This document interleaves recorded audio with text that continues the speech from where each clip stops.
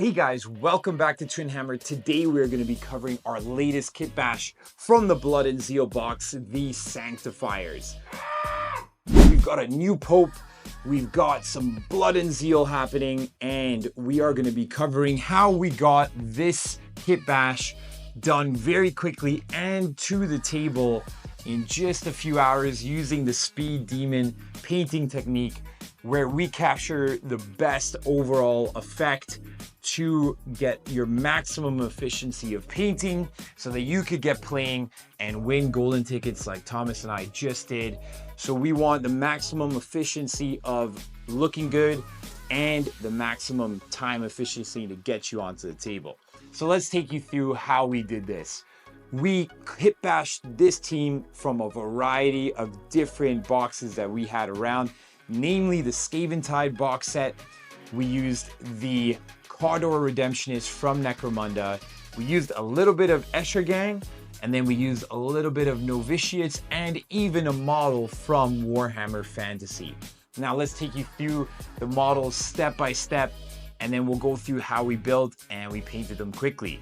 So our first model that I want to highlight is the Confessor model. And the Confessor model came from the Stormcast Eternal part of the Skaven Tide set. This was a really exciting conversion because we just took the actual model, we put a big book on his flame, and so now we can believe that he actually read a book and hold a flame right next to each other while swinging a mace in battle. He's that badass. And what we did, we gave him a Pope hat using green stuff. And so this Confessor looks a little bit more lithe. He looks a little less fat in the pants, and he's really looks more able to be that Confessor that's more badass, but he still has that huge tall presence on that 32mm. The next one we have is the Miraculous, and the Miraculous is this really cool model with her shouting this kind of miracle, and all of her attacks in game are flame based. So what we did, we took one of the models from the Skaven Tide set from the Stormcast Eternals, one that was holding the flames, and this one was holding a sword, but we put these two flames almost as if it's an incense from that are used in Catholic rituals, and we literally put the two flamers, so you can't even see what he's saying, you can't even see his mouth, you can't even see his eyes. He looks foreboding. He looks like he's about to put a flaming miracle on you and kill you in combat. So really happy with this Miraculous model that we did. The Drill Abbott was actually one of my favorite warrior priests and arc lector models from Warhammer Fantasy, and he had a flaming double comet from Sigmar, and I had already that flame element. He's holding a book, he's a priest, he's got the big hammer, and he's got a skull on his back like the Drill Abbott has. And so I think it was a perfect model, and the yelling, the whole aesthetic is very much Sanctifier. Next up, we have our Persecutor, which is really one of my favorite conversions. Took it from my Novice team, which was converted from the Sisters of Battle, and I wanted to represent that Novitiates team that I had, and hopefully we get a new Sisters of Battle kill team coming once they refresh after they put the Novitiates on classified with the other teams.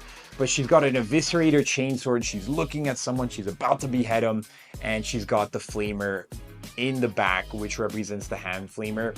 And even in the first two games of the tournament that I played these guys in, she used the firefight ploy, the cut down Mr. President ploy, where someone shot at the Confessor and she jumped in the way, took the bullets and deflected all of them, and as if she was using the Matrix and just deflecting all these bullets.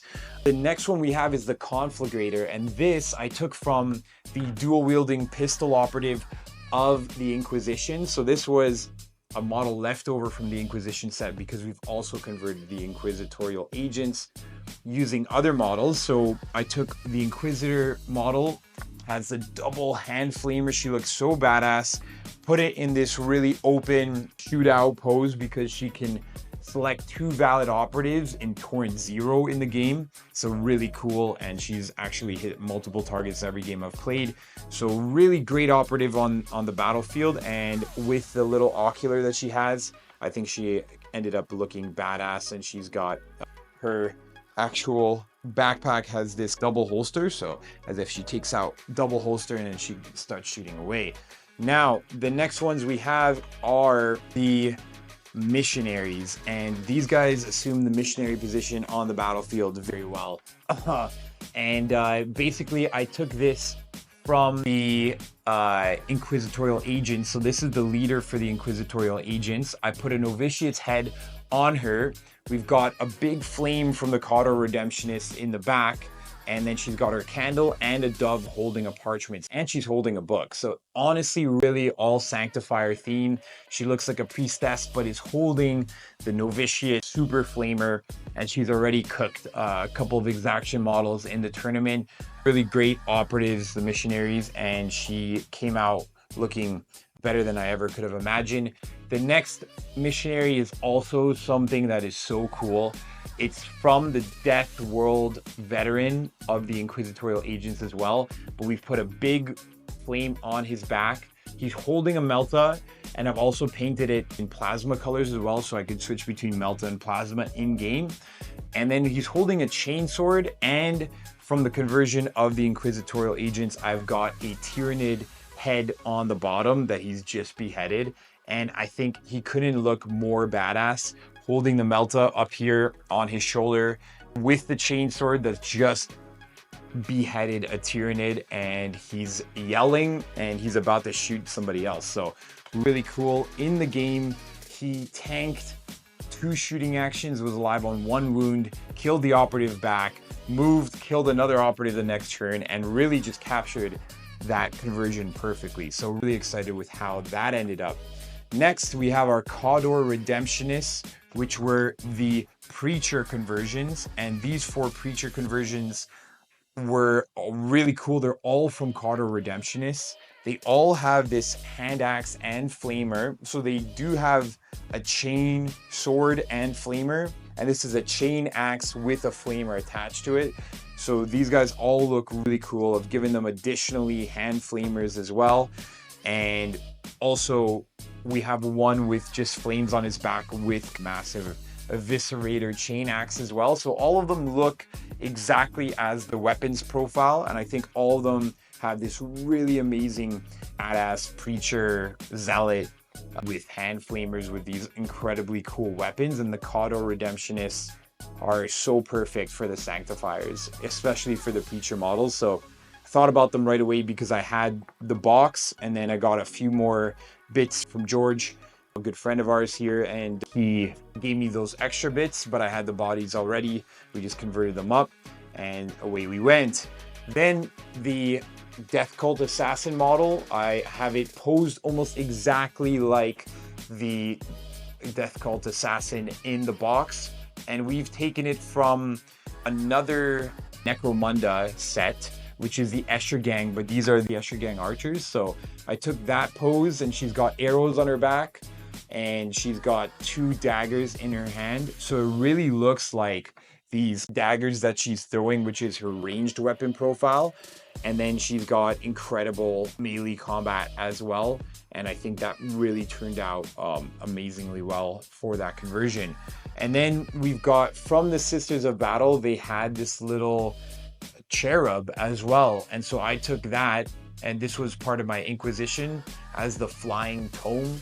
But now we have a flying Cherub, and I took a little prod from the Star Wars, those droids that have the double wielding prod. So I had a box of those, and I just sniped one off and made this guy have a little prod, and he's got a 1-3 profile, and it actually is pretty cool. And because he's got wings, he's flying around with 7 inches, giving out APL. Really cool. So then we've got the Salvationist. The Salvationist is holding up this flame as well. And this flame this model is also from the Stormcast Eternal sets.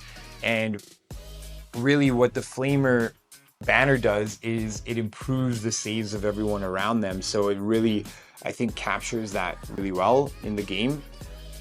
And then lastly, we have the Reoquent. And the Reoquent has this kind of cult icon. It's kind of funny because this model was taken from the Novitiates, and it has an icon of himself, like a mini me with his cloak up above.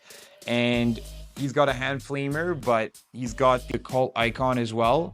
And what this does actually as well, it's kind of like the cult icon in Wormblade and the cult icon in the Brood Brothers, which allows you with a ready operative, not an expended operative, but with a ready operative, if they're killed, let's say your Melta is killed within 6 inches, it can shoot back if it's ready. So he's holding up this cult icon, and then the guys, as they're dying, see this icon, get inspired, and are able to shoot one last time. So I really like that. It's a really cool, I had to convert it to be off the shoulder because it's so heavy and so big, but also got a hand flamer and came out really nice. So to paint these up, so we built them really quick. I'm gonna put, as usual, a nice B-roll here sped up.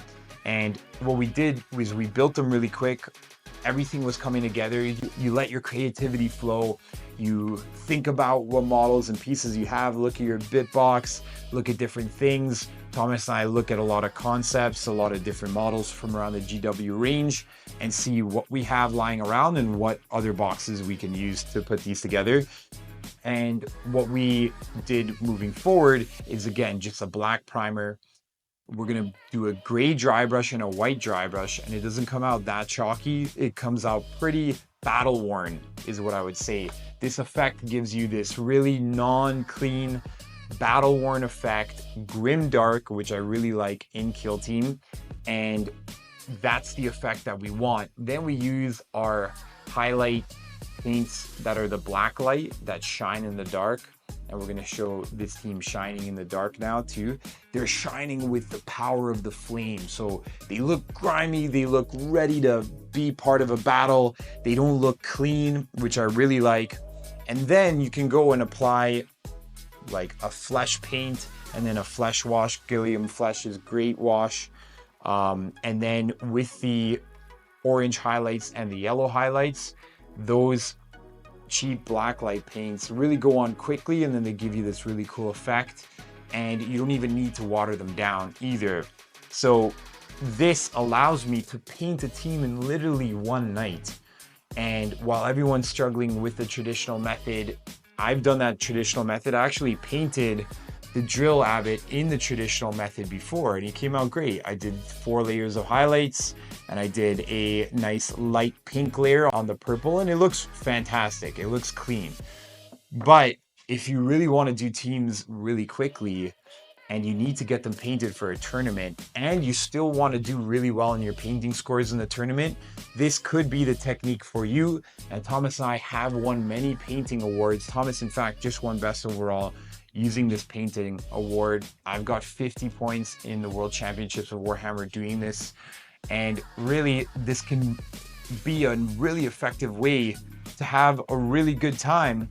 And then additionally, when you put the technical blizzard from GW, which is the snow, and you put some grass tufts, and you put some really cool little flowers on it, when you start basing and you base really well, then what you get is a very quick effect, and it really is a beautiful effect, and it comes out looking great.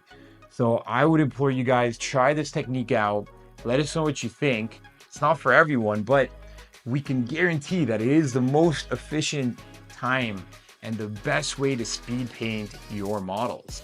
You don't need an airbrush. You don't need any other equipment.